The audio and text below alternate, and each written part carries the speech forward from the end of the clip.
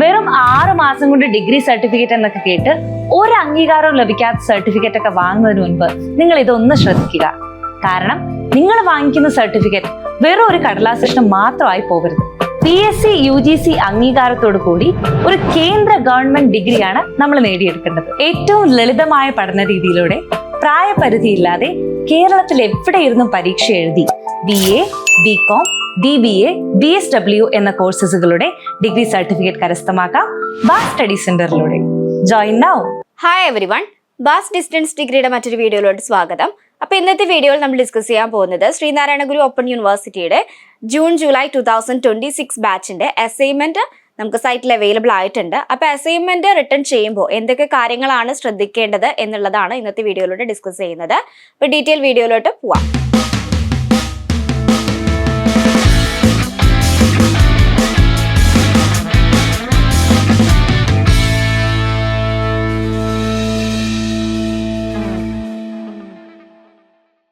ശ്രീനാരായണ ഗുരു open യൂണിവേഴ്സിറ്റിയിലേക്ക് admission എടുക്കാൻ താല്പര്യപ്പെടുന്ന വിദ്യാർത്ഥികളാണ് നിങ്ങളെങ്കിൽ താഴെ കാണുന്ന നമ്പറിൽ കോൺടാക്ട് ചെയ്യുക.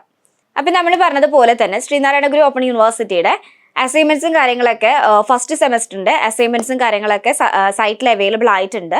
അപ്പോൾ അസൈൻമെന്റ് ക്വസ്റ്റ്യൻസ് കിട്ടിക്കഴിഞ്ഞതിന് ശേഷം ആ അസൈൻമെന്റ് എങ്ങനെയാണ് റിട്ടേൺ ചെയ്യേണ്ടത്, അല്ലെങ്കിൽ ഏത് രൂപത്തിലാണ് അത് സബ്മിറ്റ് ചെയ്യേണ്ടതെന്നുള്ള കാര്യങ്ങളാണ് ഇന്നത്തെ വീഡിയോയിൽ നമ്മൾ ഡിസ്കസ് ചെയ്യുന്നത്.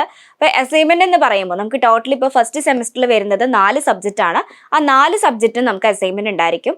പക്ഷേ ഒരു പേപ്പറിന് 2 അസൈൻമെന്റ് എന്നുള്ള രൂപത്തിലാണ് നമുക്ക് അസൈൻമെന്റ് റിട്ടേൺ ചെയ്യേണ്ടത്. അതായത് ഡിസ്ക്രിപ്റ്റീവ്, അനലിറ്റിക്കൽ എന്നുള്ള രൂപത്തിൽ 2 അസൈൻമെന്റ്സ് ഉണ്ടായിരിക്കും. അപ്പം സെറ്റ് 1 എന്ന് പറയുന്നത് ഡിസ്ക്രിപ്റ്റീവും സെറ്റ് 2 എന്ന് പറയുന്നത് അനലിറ്റിക്കലും ആയിരിക്കും. അപ്പോൾ അസൈൻമെന്റ് ക്വസ്റ്റ്യൻസ് ഒക്കെ പ്രോപ്പറായിട്ട് ചെക്ക് ചെയ്ത് അതിനനുസരിച്ച് ആൻസേഴ്സ് എഴുതിയതിനു ശേഷം നിങ്ങൾ PDF ഫോമാറ്റിലാണ് ഈ ഒരു അസൈൻമെന്റ് അപ്ലോഡ് ചെയ്യേണ്ടത്.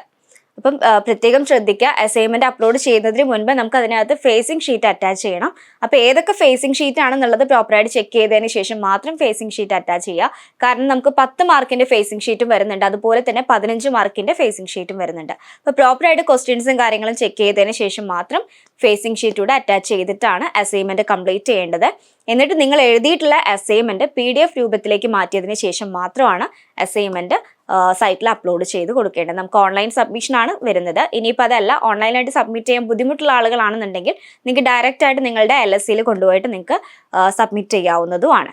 പക്ഷേ നിങ്ങൾ എല്ലാവരും അസൈൻമെന്റ് റിട്ടേൺ ചെയ്ത കോപ്പി നിങ്ങളുടെ കയ്യിലുണ്ടായിരിക്കണം. അപ്പം ഇത്തരത്തിലുള്ള കാര്യങ്ങളൊക്കെ പ്രത്യേകം ശ്രദ്ധിക്കണം. പിന്നെ ശ്രദ്ധിക്കേണ്ട മറ്റൊരു കാര്യം എന്ന് പറയുന്നത്, നമുക്കിപ്പോൾ അസൈൻമെന്റ് നമ്മൾ അപ്ലോഡ് ചെയ്യുന്നതിന് മുൻപ് ഇത്ര MB എന്ന് പറഞ്ഞിട്ട് വരുന്നുണ്ട്. അതായത് 10 MB, മിനിമം 10 പേജെങ്കിലും നിങ്ങൾ അസൈൻമെന്റ് റിട്ടേൺ ചെയ്തിരിക്കണം. കാരണം ആൻസേഴ്സ് അല്ലെങ്കിൽ കണ്ടന്റ് 10 പേജെങ്കിലും ഉണ്ടായിരിക്കണം. അതിൽ എല്ലാം കൂടി ഇൻക്ലൂഡ് ചെയ്തിട്ട് 10 MBയിൽ കുറയാത്ത രൂപത്തിലാണ് നമ്മൾ ഈ ഒരു അസൈൻമെന്റ് PDF രൂപത്തിലേക്ക് മാറ്റിയിട്ട് ആ ഒരു PDF നമ്മൾ സൈറ്റിൽ അപ്ലോഡ് ചെയ്ത് കൊടുക്കുന്നത്. അതായത് ഏത് രൂപത്തിലാണ് അസൈൻമെന്റ് അപ്ലോഡ് ചെയ്യേണ്ടതെന്നൊക്കെ ഇനിയുള്ള വീഡിയോസിൽ നമ്മൾ പറയുന്നതാണ്. ഇത്തരത്തിലുള്ള കാര്യങ്ങൾ പ്രത്യേകം ശ്രദ്ധിക്കുക, 10 MBയിൽ കൂടാൻ പാടില്ല. പിന്നെ മറ്റൊരു കാര്യം, അസൈൻമെന്റ് എഴുതുമ്പോൾ ശ്രദ്ധിക്കേണ്ട മറ്റൊരു കാര്യം എന്ന് പറയുന്നത്, നമുക്കിപ്പോൾ ലാംഗ്വേജ് പേപ്പേഴ്സ് ഒഴികെ ബാക്കി എല്ലാ പേപ്പേഴ്സും നിങ്ങൾക്ക് മലയാളത്തിൽ എഴുതാം. പിന്നെ അസൈൻമെന്റ് എഴുതുമ്പോൾ നിങ്ങൾ ഇടകലർത്തി എഴുതാൻ പാടില്ല. ഇംഗ്ലീഷും മലയാളം കൂടി ഇടകലർത്തി എഴുതാൻ പാടില്ല. ഏതെങ്കിലും ഒരു ലാംഗ്വേജ് മാത്രം ഫോക്കസ് ചെയ്ത് വേണം നിങ്ങൾ എഴുതാനായിട്ട്. അപ്പോൾ ഇടകലർത്തി എഴുതി കഴിഞ്ഞാൽ അതിനെ നമുക്ക് മാർക്ക് കുറയും. അപ്പോൾ അത്തരത്തിലുള്ള കാര്യങ്ങളൊക്കെ പ്രത്യേകം ശ്രദ്ധിക്കുക. അസൈൻമെന്റ് റിട്ടേൺ ചെയ്യുമ്പോൾ ഒരുപാട് കാര്യങ്ങൾ നമ്മൾ ശ്രദ്ധിക്കേണ്ടതുണ്ട്. അപ്പോൾ ഡീറ്റെയിൽ ആയിട്ട് ഈ ഒരു വീഡിയോ കണ്ടതിന് ശേഷം മാത്രം എല്ലാവരും അസൈൻമെന്റ് റിട്ടേൺ ചെയ്യാൻ വേണ്ടി ശ്രദ്ധിക്കും. പിന്നെ അസൈൻമെന്റ് സബ്മിറ്റ് ചെയ്യുമ്പോൾ നമ്മൾ പ്രത്യേകം ശ്രദ്ധിക്കണം, ഈ അനലിറ്റിക്കൽ എന്നുള്ളതും അതുപോലെ തന്നെ ഡിസ്ക്രിപ്റ്റീവ് എന്നുള്ള അസൈൻമെന്റ്സ് ഒരുമിച്ച് നമുക്ക് അപ്ലോഡ് ചെയ്യാൻ പറ്റില്ല.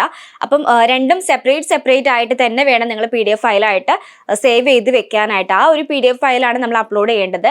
അനലിറ്റിക്കൽ എന്ന് പറയുന്ന അതായത് അസൈൻമെന്റ് 1 എന്നുള്ളിടത്ത് അസൈൻമെന്റ് 1 എന്നുള്ളിടത്ത് ഡിസ്ക്രിപ്റ്റീവും അസൈൻമെന്റ് 2 എന്നുള്ളിടത്ത് അനലിറ്റിക്കൽ എന്നുള്ള അസൈൻമെന്റ് ആണ് അപ്ലോഡ് ചെയ്ത് കൊടുക്കേണ്ടത്. അപ്പോൾ രണ്ടും 2 രീതിയിൽ തന്നെ PDF ഫോർമാറ്റിൽ നിങ്ങൾ സേവ് ചെയ്ത് കഴിഞ്ഞെങ്കിൽ മാത്രമേ നമുക്ക് ആ ഒരു അസൈൻമെന്റ് അപ്ലോഡ് ചെയ്യാൻ വേണ്ടി സാധിക്കുള്ളൂ. അപ്പോൾ ഇത്തരത്തിലുള്ള കാര്യങ്ങളൊക്കെ എല്ലാവരും പ്രത്യേകം ശ്രദ്ധിക്കുക. ഇവിടെ പഠിക്കുന്ന സ്റ്റുഡൻസ് ആണെന്നുണ്ടെങ്കിൽ നിങ്ങൾ ഒരു കാരണവശാലും ടെൻഷൻ ആവേണ്ട, നിങ്ങൾക്ക് നിങ്ങളുടെ കംപ്ലീറ്റ് സർവീസും ഇവിടുന്ന് പ്രൊവൈഡ് ചെയ്യുന്നതാണ്. ഇനിയിപ്പോൾ അതല്ല, പുറത്തുനിന്നുള്ള സ്റ്റുഡൻസ് ആണെന്നുണ്ടെങ്കിൽ ഇത്തരത്തിലുള്ള കാര്യങ്ങളൊക്കെ പ്രത്യേകം ശ്രദ്ധിച്ചതിന് ശേഷം മാത്രം അസൈൻമെന്റ് റിട്ടേൺ ചെയ്യുക. അപ്പോൾ ഈ ഒരു അസൈൻമെന്റുമായി ബന്ധപ്പെട്ട് എന്തെങ്കിലും സംശയങ്ങൾ ഉണ്ടെങ്കിൽ നിങ്ങൾക്ക് താഴെ കമന്റ് ചെയ്യാവുന്നതാണ്. അപ്പോൾ ഇതുപോലുള്ള മറ്റൊരു യൂസ്ഫുൾ വീഡിയോയുമായി വീണ്ടും കാണാം. താങ്ക്